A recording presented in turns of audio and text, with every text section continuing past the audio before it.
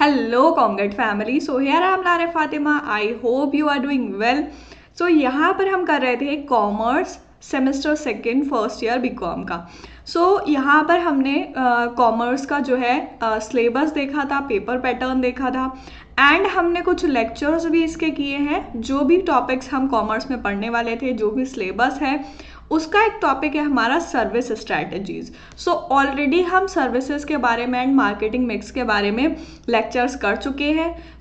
आज हम देखेंगे कि सर्विस स्ट्रैटेजीज क्या होती हैं एंड क्या क्या टॉपिक्स हम इसमें कवर करने वाले हैं. यहाँ पर आपको कॉमर्स का सिलेबस जो है यहाँ पर आपको कॉमर्स का सेमेस्टर सेकेंड का जो सिलेबस है वो पूरा कंप्लीट करना है. ठीक है, अकॉर्डिंगली हम लेक्चर्स करेंगे. जो भी सिलेबस है उसको सारा कंप्लीट करेंगे. यहाँ पर हमारे ऑलरेडी कुछ लेक्चर्स हो चुके हैं. अगर आपने वो नहीं देखे हैं देन जाके पहले उसको कवर कीजिए. देन हम आज की वीडियो में करने वाले हैं सर्विस स्ट्रैटेजीज. चलिए स्टार्ट करते हैं आज की वीडियो एंड देखते हैं कि सर्विस स्ट्रैटेजीज में हम क्या क्या टॉपिक्स आज कवर करेंगे.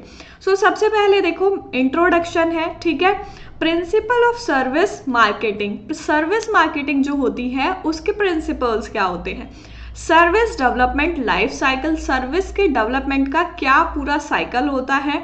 Demand and supply management in services, understanding capacity constraint and opportunity in the service sector, and the last one is challenges in the service sector. Service sector में क्या क्या challenges होते हैं. हमने जो फर्स्ट यूनिट लिया था, फर्स्ट टॉपिक जो हम कर रहे थे वो सर्विसेज का कर रहे थे. यहाँ पर हमारी सर्विस स्ट्रैटेजीज है. ठीक है, जो भी चीज़ें हम पढ़ने वाले हैं वो सर्विसेज के बारे में पढ़ने वाले हैं. ठीक है, सबसे पहले स्टार्ट करते हैं इंट्रोडक्शन से. इंट्रोडक्शन क्या है. Service industries are facing the challenge of managing long term customer interaction at multiple service touch point. Service industries जो होती हैं वो कुछ चैलेंजेस फेस करती हैं और लॉन्ग टर्म जो कस्टमर इंटरेक्शन होता है उसको मैनेज करने के लिए वो बहुत सारे टच पॉइंट्स बनाती हैं. ठीक है, जो सर्विस इंडस्ट्रीज हैं वो जो चैलेंजेस फेस कर रही हैं, अब उसको सॉल्व करने के लिए क्या किया जाता है, मार्केटिंग रिसर्च की जाती है.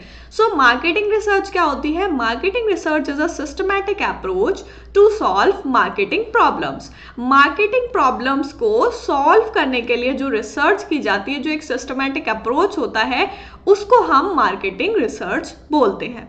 ठीक है, देन यहाँ पर आपको एक डेफिनेशन मिल रही है. The systematic gathering, recording and analyzing of data about problems relating to marketing of goods and services. क्या बोला गया है यहाँ पे कि systematic gathering, recording and analysing of data. सबसे पहले डेटा को इकट्ठा करना, उसके बाद रिकॉर्ड करना उस सारे डेटा को, देन उसको एनालाइज करना, चेक करना. ठीक है, कि क्या प्रॉब्लम आ रही है गुड्स को या सर्विसेज को लेकर. ठीक है, ये डेफिनेशन जो है अमेरिकन मार्केटिंग एसोसिएशन की तरफ से दी गई है. ठीक है, ये हो गया हमारा इंट्रोडक्शन. सर्विसेज के बारे में हमने लास्ट वीडियो में पढ़ा था कि सर्विसेज क्या होती है एंड मार्केटिंग मिक्स के बारे में पढ़ा था. ठीक है, अगर आपको नहीं पता है देन आप जाके वो वीडियो देख सकते हैं. उसके बाद हम करेंगे प्रिंसिपल्स ऑफ सर्विस मार्केटिंग. क्या क्या प्रिंसिपल्स होते हैं सर्विस मार्केटिंग के. सबसे पहला है focus on service itself. The service companies spend too much on promotion and do not concentrate on their primary focus. अब देखो जो भी सर्विस इंडस्ट्री होती है वो क्या करती है, प्रमोशन करती है अपने सर्विसेज का. ठीक है, एंड उस पर बहुत ज़्यादा स्पेंड करती हैं प्रमोशन के लिए कि हमारी सर्विस को प्रमोट करें, इसकी सेल इंक्रीज हो. इस प्रमोशन की जगह अगर कोई भी कंपनी जो है वो अपनी सर्विस पे ध्यान देती है, सर्विस पे फोकस करती है कि हमारी सर्विस और बेटर हो सके, तो उससे ज़्यादा बेनिफिट रहेगा.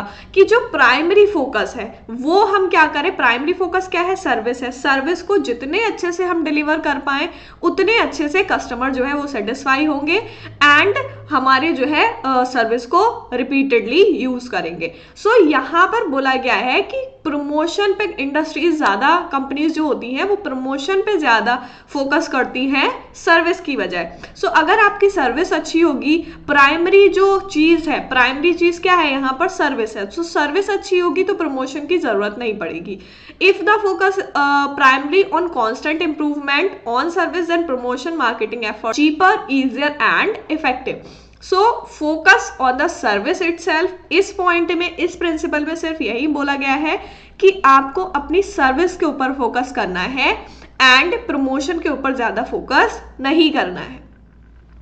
देन सेकेंड है facing the reality. Facing the reality, it means to assume that our service is bad rather than good drives us to continually our services।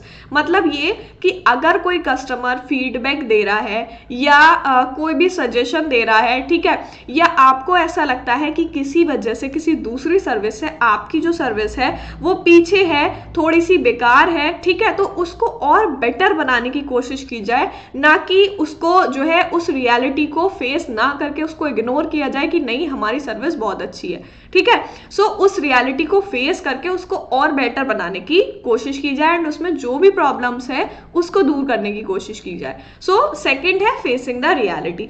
उसके बाद थर्ड है हमारा selling a service is like selling a relationship. Service को cell करना क्या है, एक relationship की तरह है। प्रोडक्ट्स को सेल करना तो बहुत इजी है, बट सर्विस को सेल करना थोड़ा सा डिफिकल्ट है। इसीलिए बोला गया है यहाँ पर कि सर्विस को सेल करना जो होता है वो एक रिलेशनशिप को सेल करना होता है। When we are selling a service, we are not only selling our expertise। हम जब सर्विस सेल करते हैं तो हम अपनी एक्सपर्टीज सेल नहीं कर रहे हैं। This is so as client does not always the expertise to evaluate our expertise। मतलब ये कि हम जिस चीज में अच्छे हैं, मान लो हम जो है हम जो सर्विस प्रोवाइड कर रहे हैं उसमें हम एक्सपर्ट हैं, बट हम जिसको सर्विस प्रोवाइड कर रहे हैं वो उस चीज में एक्सपर्ट नहीं है, देन वो उस चीज को उस तरीके से नहीं समझ पाएगा।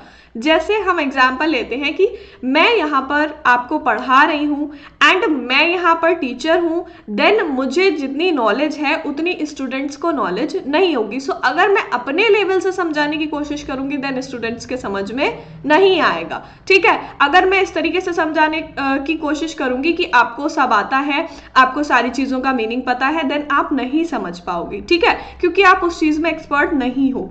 तो selling service is like a selling relationship. Then last है focus on innovation. Focus on innovation का मतलब न्यू आइडियाज को इन्वेंट करना, न्यू चीजों को ट्राई करना, ठीक है। सो जो सर्विस कंपनीज होती है वो क्या करती हैं, कस्टमर की जो नीड है बस उसको पूरा करके प्रॉफिट कमाने पे रहती हैं, ठीक है। The industry create something which its customer has not thought could even exist. Innovation का मतलब है कि कंपनी को कुछ ऐसा क्रिएट करना जो उसके कस्टमर ने सोचा ना हो कि ऐसा हो सकता है, ठीक है। जैसे यहाँ पर बोला गया है कि इनोवेशन पर फोकस करना। जो भी सर्विस कंपनीज है वो क्या करती हैं, कस्टमर की नीड्स को एंड वांट्स को पूरा करती हैं कि उसको जिस चीज की जरूरत है, जो प्रॉब्लम है उसको सॉल्व कर दिया।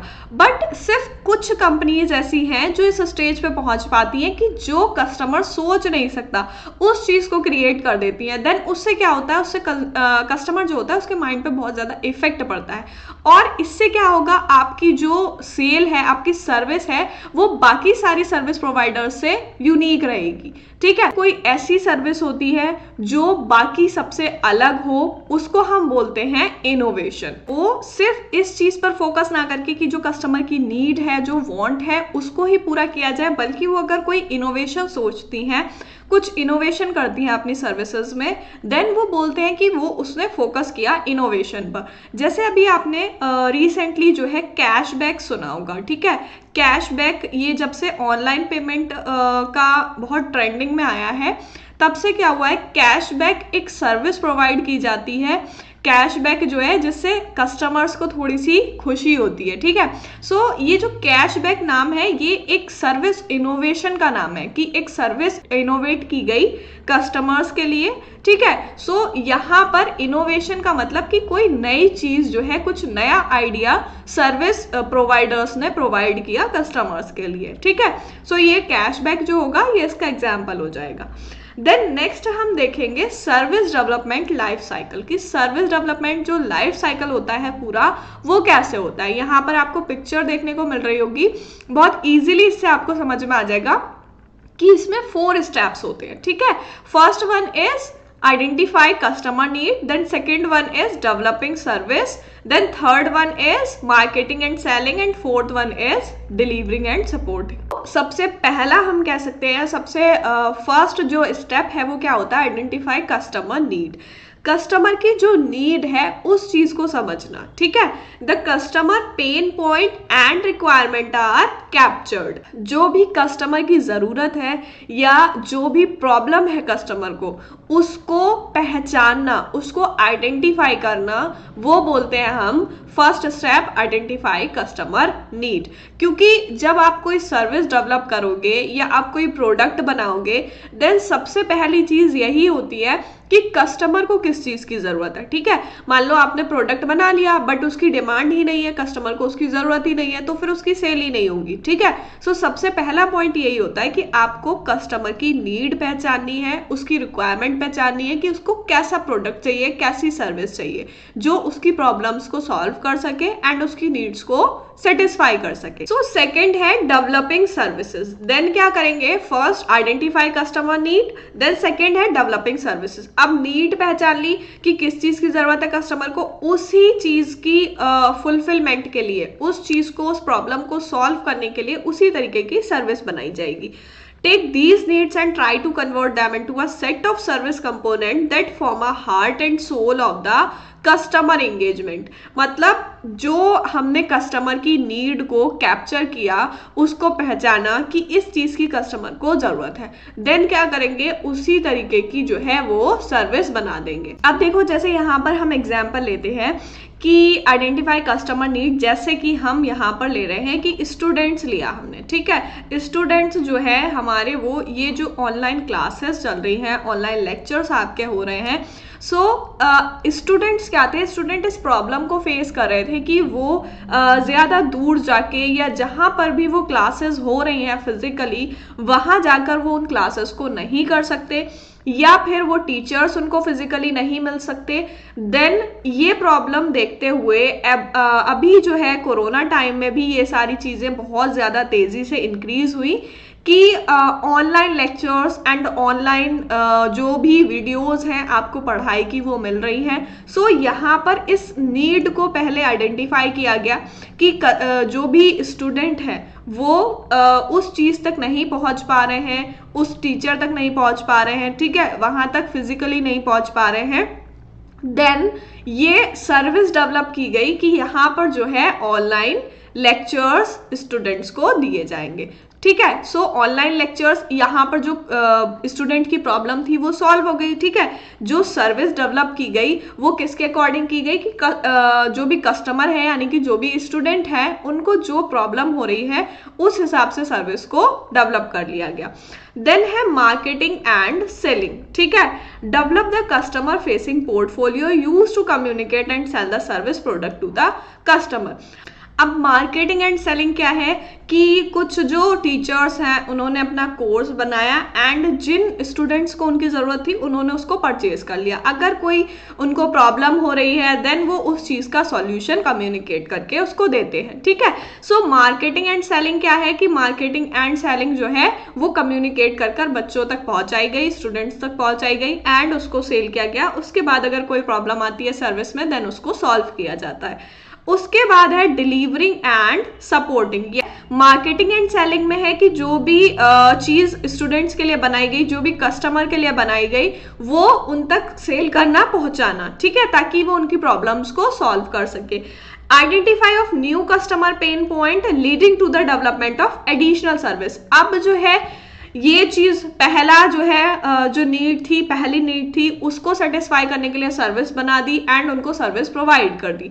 फिर फोर्थ पॉइंट या लास्ट पॉइंट क्या होता है, उनको सपोर्ट करना उस चीज के लिए जिसकी जो उनकी नई रिक्वायरमेंट्स है, ठीक है, जो न्यू पेन पॉइंट्स है, जो नई प्रॉब्लम्स है, उनको लेके उनको सपोर्ट करना और उसके बदले कुछ एडिशनल सर्विसेज प्रोवाइड करना, ठीक है। सो ये पूरा हमारा लाइफ साइकिल होता है सर्विस डेवलपमेंट का, कि सर्विस जो होती है वो कैसे डेवलप होती है, कैसे बनती है, ठीक है। सो ये 4 पॉइंट्स है आपके, ये चारों पॉइंट्स आपको फिगर में दिख रहे हैं, ठीक है। बहुत ही सिंपल है और चारों पॉइंट्स बहुत ही इजी है। सबसे पहले कस्टमर की नीड पहचानना, उसके बाद उस हिसाब से सर्विस बनाना एंड सर्विस को कस्टमर तक पहुंचाना, उसके बाद आफ्टर सर्विस जो भी सपोर्ट है वो उसको सपोर्ट करना, ठीक है। सो ये हो जाएगा हमारा service development life cycle.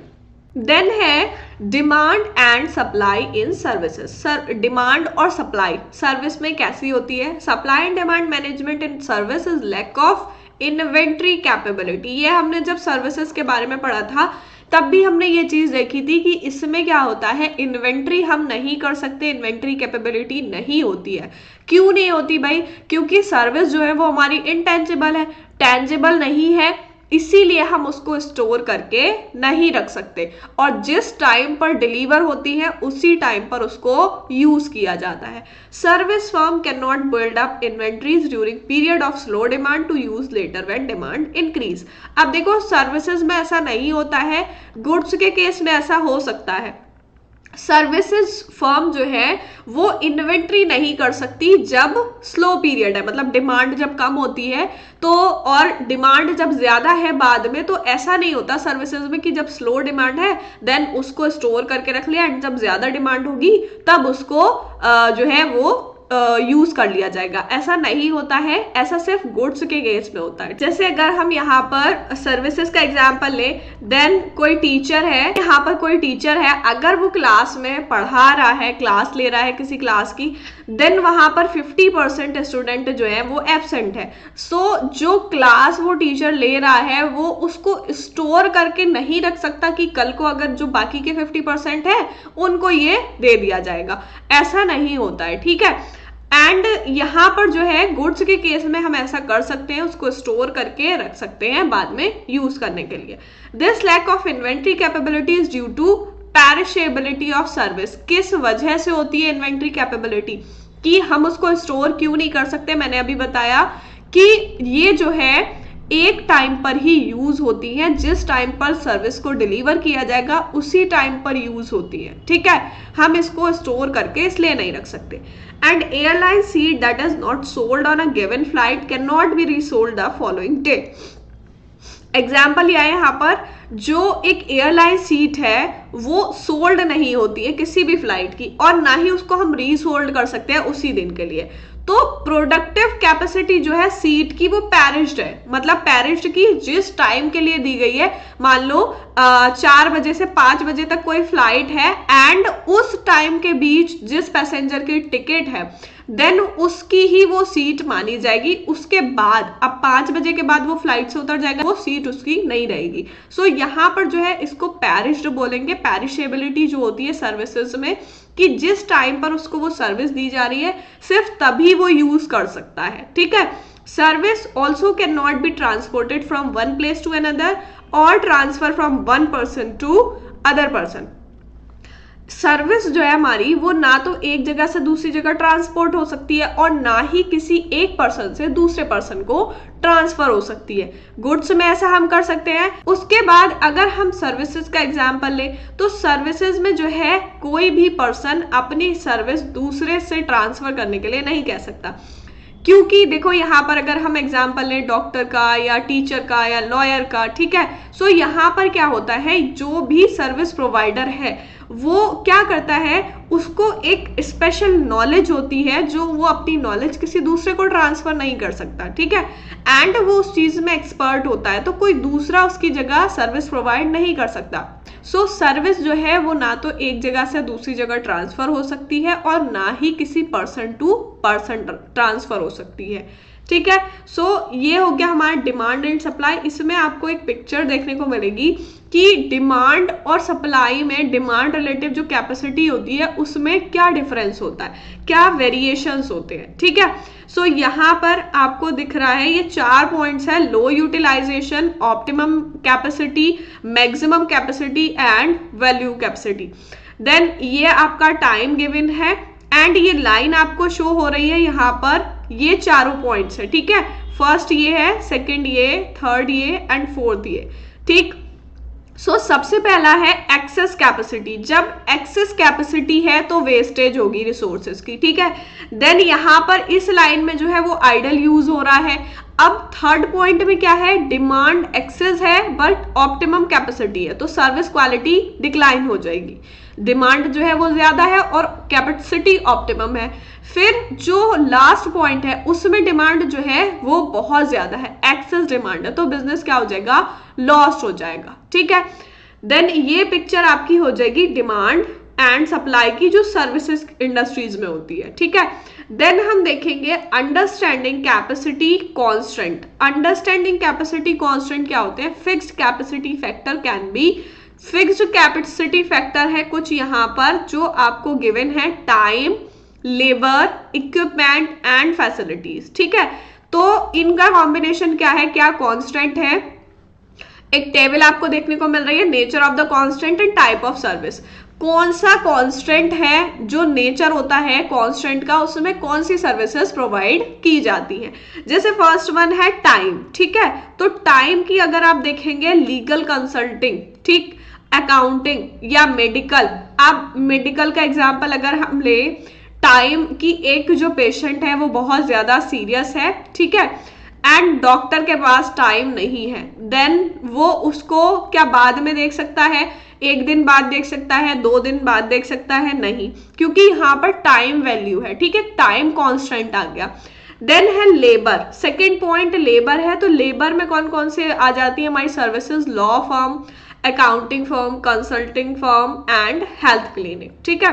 Then third है इक्विपमेंट। इक्विपमेंट मतलब जिसमें कुछ प्रोडक्ट्स का यूज होता है, कुछ सामान का यूज होता है, ठीक है, कुछ मटेरियल का यूज होता है। डिलीवरी सर्विसेज, ठीक है, telecommunication, network services, utility, health club. जैसे इसमें कुछ इक्विपमेंट्स होते हैं, जैसे डिलीवरी सर्विसेज का अगर हम लें, सो अगर किसी भी चीज की डिलीवरी है देन उसमें एक प्रोडक्ट होगा जिसकी डिलीवरी की जा रही है, ठीक है, सो वो हमारे इक्विपमेंट्स उसमें लग जाते हैं। देन फोर्थ है हमारा फैसिलिटीज। फैसिलिटीज किसमें प्रोवाइड होती हैं, hotels, restaurant, hospitals, airlines, school, theatre, church, ठीक है, इसमें जो है वो फैसिलिटीज प्रोवाइड होती है। सो ये हो गया हमारा कैपेसिटी कांस्टेंट। देन हम देखेंगे opportunity in the service sector. Service sector में क्या क्या अपॉर्चुनिटीज होती हैं।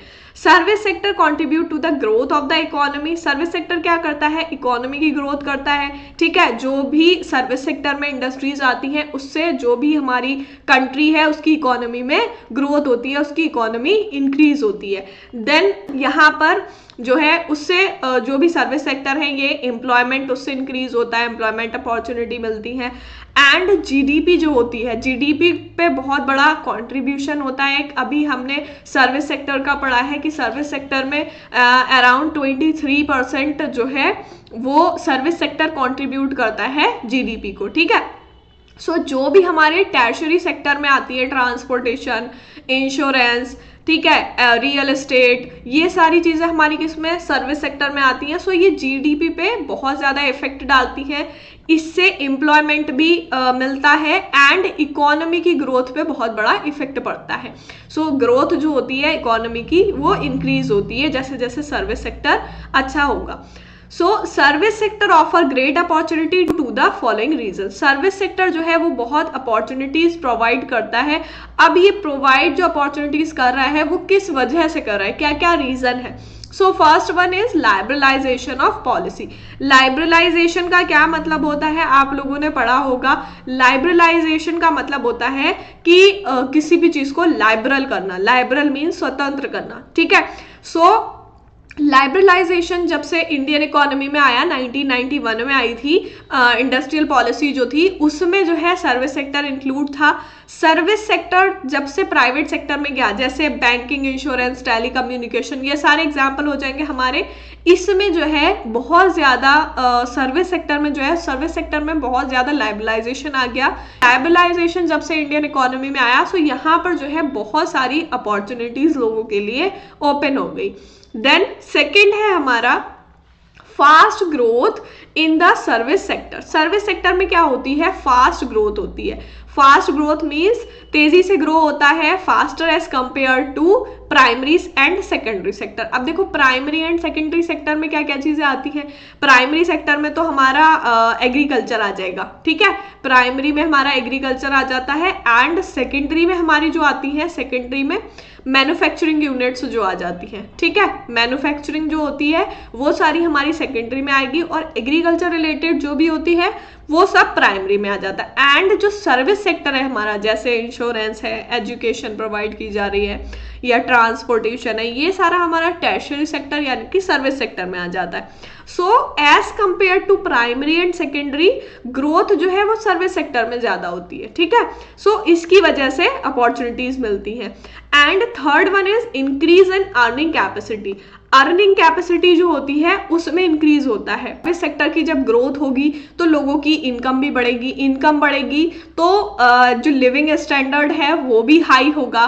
तो जो भी चीजें हैं जब ग्रो हो रही हैं सर्विस सेक्टर से, तो यहाँ पर कैपेसिटी जो है अर्निंग की, इनकम की जो कैपेसिटी है वो इंक्रीज हो रही है, ठीक है। देन नेक्स्ट है हमारा फॉरेन डायरेक्ट इन्वेस्टमेंट, जिसको हम बोलते हैं FDI, ठीक है, फॉरेन डायरेक्ट इन्वेस्टमेंट। अब देखो फॉरेन डायरेक्ट इन्वेस्टमेंट क्या है। फॉरेन डायरेक्ट इन्वेस्टमेंट से भी बहुत सारी अपॉर्चुनिटीज मिलती हैं। इंडिया को जो है फॉरेन डायरेक्ट इन्वेस्टमेंट से बहुत ज्यादा ग्रोथ मिलती है, ठीक है। एंड नेक्स्ट है हमारा इंक्रीज इन एक्सपोर्ट अर्निंग। जो भी एक्सपोर्ट किया जाता है उसकी अर्निंग इंक्रीज होती है। एक्सपोर्ट अर्निंग जो होती है, मतलब इंडिया से जो सामान बाहर भेजा जाता है, या जो यहाँ पर हम सर्विसेज की बात कर रहे हैं, सो जो भी सर्विसेज एक्सपोर्ट की जाती हैं उनसे जो अर्निंग होती है वो इंक्रीज होती है, ठीक है। जो भी सर्विस एक्सपोर्ट होता है सर्विस सेक्टर से, वो क्या करता है, बहुत सारी अपॉर्चुनिटीज खोल देता है एंटरप्रेन्योर्स के लिए, एंड इससे क्या होता है, बहुत ज्यादा एम्प्लॉयमेंट अपॉर्चुनिटीज भी इंक्रीज हो जाती है। देन है हमारा पॉपुलेशन ग्रोथ। पॉपुलेशन ग्रोथ जो है वो एक बहुत ही इंपॉर्टेंट चीज है। हमारा इंडिया जो है वो फर्स्ट पोजीशन पर है पॉपुलेशन ग्रोथ में। सो जो पॉपुलेशन है इंडिया की, उससे क्या होता है, ग्रेट अपॉर्चुनिटीज मिलती हैं कुछ सर्टेन सर्विसेज सेक्टर के लिए, जैसे हमारा एजुकेशन हो गया, इंश्योरेंस हो गया, बैंकिंग हो गया, ठीक है। सो ये हमारा पॉपुलेशन ग्रोथ का पॉइंट हो जाएगा। And free trade agreement. Free trade agreement क्या होते हैं, जैसे हमारा एशियन हो गया, ठीक है, ये फ्री ट्रेड एग्रीमेंट में आता है हमारा। सो फ्री ट्रेड एग्रीमेंट का मतलब है कि जो भी ट्रेड किया जा रहा है, जो भी ट्रेड एग्रीमेंट्स हैं, उनको फ्रीली हम किसी दूसरी कंट्री से ट्रेड कर सकते हैं। सो इससे जो है फ्री ट्रेड एग्रीमेंट से इंडिया के एंटरप्रेन्योर्स को बहुत सारी अपॉर्चुनिटीज मिलती हैं कि हम कहीं भी फ्रीली ट्रेड कर सकते हैं, किसी भी कंट्री में फ्रीली ट्रेड कर सकते हैं, ठीक है, कोई बैरियर्स नहीं होंगे। देन है ग्रोइंग प्रोफेशनलिज्म। प्रोफेशनलिज्म को ग्रो करना, जैसे इंडिया जो है वो एक ग्रोइंग पूल है, ठीक है।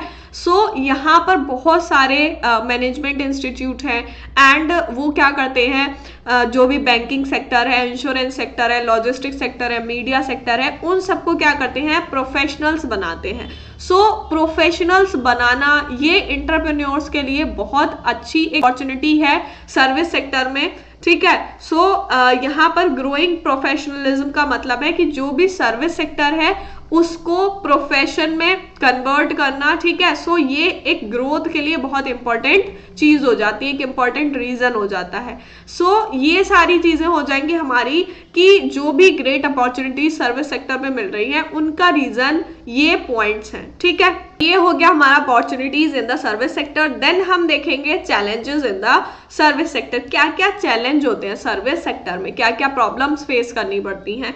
सो फर्स्ट वन, हमने जब सर्विसेज की कॉन्सेप्ट के बारे में पढ़ा था, सर्विसेज के कॉन्सेप्ट के बारे में पढ़ा था, तो हमने पॉइंट्स की कुछ इसके देखे थे। Then first one is intangibility.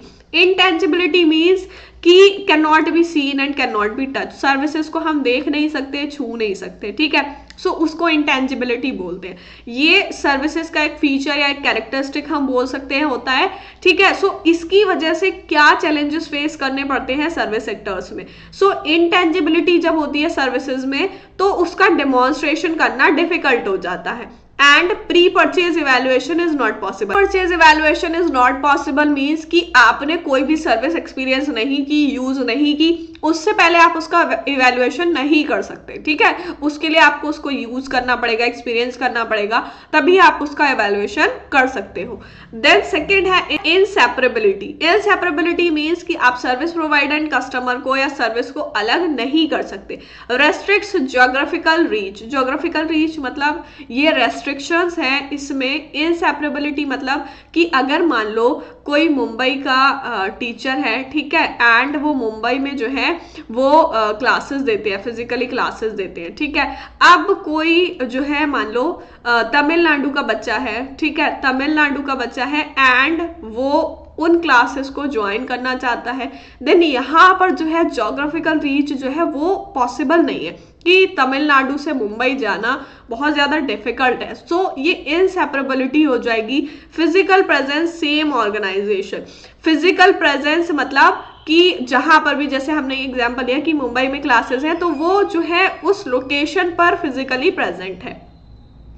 Then है इनकंसिस्टेंसी। इनकंसिस्टेंसी से क्या होता है, स्टैंडर्डाइजेशन में लैक आ जाता है एंड क्वालिटी कंट्रोल नहीं हो पाती है, ठीक है। एक ही ऑर्गेनाइजेशन है एंड उसमें पर्सन टू पर्सन जो है वो बहुत सारे चेंजेस होते हैं। जो अलग अलग पर्सन है एक ही ऑर्गेनाइजेशन में, उन दोनों की या उन सब की परफॉर्मेंस जो होती है वो अलग अलग होती है। सो इस कैरेक्टरिस्टिक्स की वजह से जो है वो स्टैंडर्डाइजेशन जो है वो कम हो जाता है एंड क्वालिटी कंट्रोल भी करना आसान नहीं होता।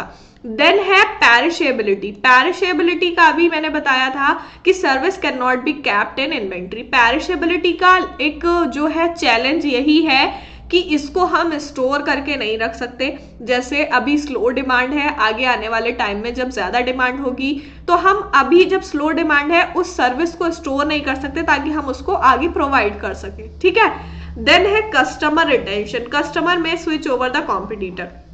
कस्टमर क्या होते हैं, अगर आपकी सर्विस जो है, सर्विस प्रोवाइडर इस चीज को बहुत ज्यादा फेस करता है कि कस्टमर जो है वो उनके कॉम्पिटिटर की तरफ चले जाते हैं, स्विच हो जाते हैं। A service firm need to undertake customer satisfaction survey. इस वजह से जो है जो भी कंपनीज होती हैं, जो भी सर्विस प्रोवाइडर है, उनको एक सर्वे करवाना पड़ता है। अब सर्वे करवाएंगे तो उसमें कॉस्ट भी लगेगी, ठीक है। सो उसमें बहुत सारी चीजें जो होती है वो फेस करनी पड़ती हैं और इसको सॉल्व करने के लिए जो है सर्वे को करके उसके बाद कुछ इनोवेशंस किए जाते हैं जो कस्टमर्स को सेटिस्फाई कर सके, ठीक है। सो ये हो जाएगा कस्टमर रिटेंशन। देन है हमारा managing workforce diversity.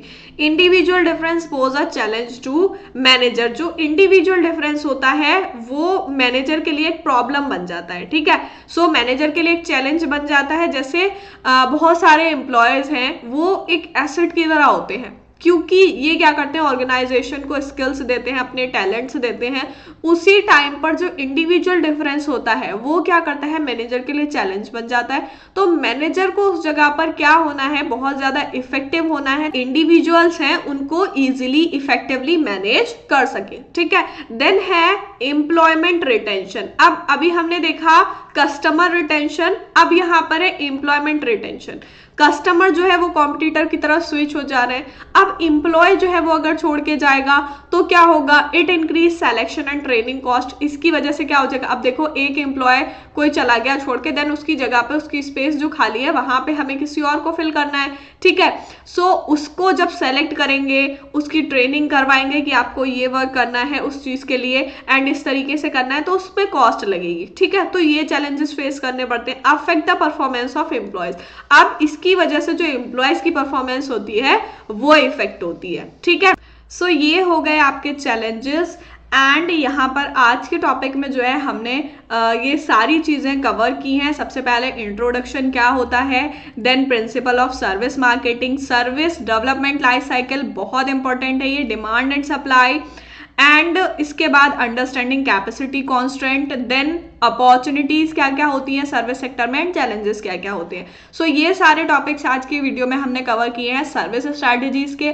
I hope आप लोगों को बहुत अच्छे से समझ आए होंगे, एंड अगर नहीं समझ आए देन वीडियो को एक बार और देखिए, देन क्लियर हो जाएगा। सो यहाँ पर हम कॉमर्स का सारा सिलेबस कंप्लीट करने वाले हैं।